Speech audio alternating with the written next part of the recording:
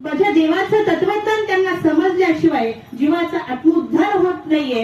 आणि ही असलेली तळमळ या वयामध्ये गावोगावी जाऊन खेडोपाडी जाऊन अर्थवंतांना आणि काही अनार्थवंतांना सुद्धा आमचे बाबाजी खऱ्या अर्थाने आज या पंथामध्ये घडवण्याचं कार्य जर कोण करत असेल, कुठल्या प्रकारचा मान नाही, कुठल्या प्रकारचा सन्मान नाही, कुठल्या प्रकारचा आदर नाहीये, कुठेही बसणे आणि कुठेही उठणे, एकदम स्वतःला सन्मानापासून बाजूला ठेवलेला आहे असं निराभिमान असलेलं व्यक्तिमत्व परमपूजनीय परमादरणीय परमश्रद्धेय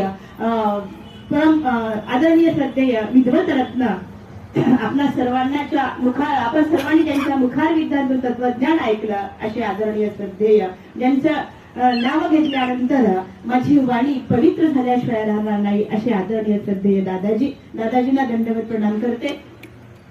तसेच ज्यांच्यामुळे मी आपल्या समोर आहे असे मम विद्या गुरुवर्य परमपूजनीय परमादरणीय परमश्रद्धेय साहित्याचार्य जे अनेकांच्या वेदाला बोधाला शास्त्राला चर्येला अनुसरणाला निमित्त आहेत आणि म्हणून खऱ्या अर्थाने मला ज्यांनी घडवण्याचं कार्य केलेलं आहे ते माझे विद्या गुरुवर्य साहित्याचार्य आचार्य गुरुवर्य मोठे मामाजी वांबोरे, मामाजींना दंडवत प्रणाम करून माझ्या समवेत असलेल्या आदरणीय पूज्य तपस्विनी शालंताई फाटे, धर्म संवर्धन धर्म संगोपन करणाऱ्या गुरु माऊली गुरुवर्य आणि आपल्याला खऱ्या अर्थाने देव समजून घेणं गरजेचं आहे, संत समजून घेणं गरजेचं आहे। संत ग्रंथ आणि भगवंत तीन गोष्टी जीवनामध्ये समजून घेतल्या की आपल्याला खऱ्या अर्थाने अध्यात्माचा खऱ्या अर्थाने मार्ग समजल्याशिवाय राहत नाही। तर संत समजले, आपण संत समजून घेतले की संत आपल्याला ग्रंथ समजावून सांगतात, संत आणि ग्रंथ दोन्ही एकत्रीकरण झालं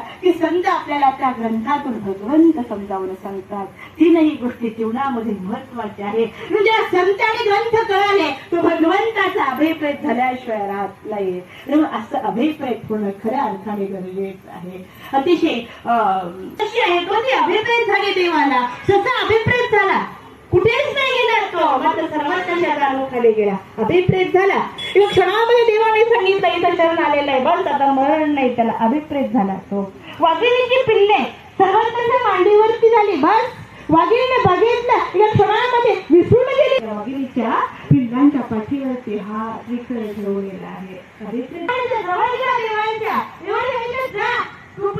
देव मला उदास झालो मी, देव सोडी सगळे निघून गेले, लोकांना म्हणतात काय म्हणतात मी जेव्हा दांडेकरचं आत्मकथन केलं ना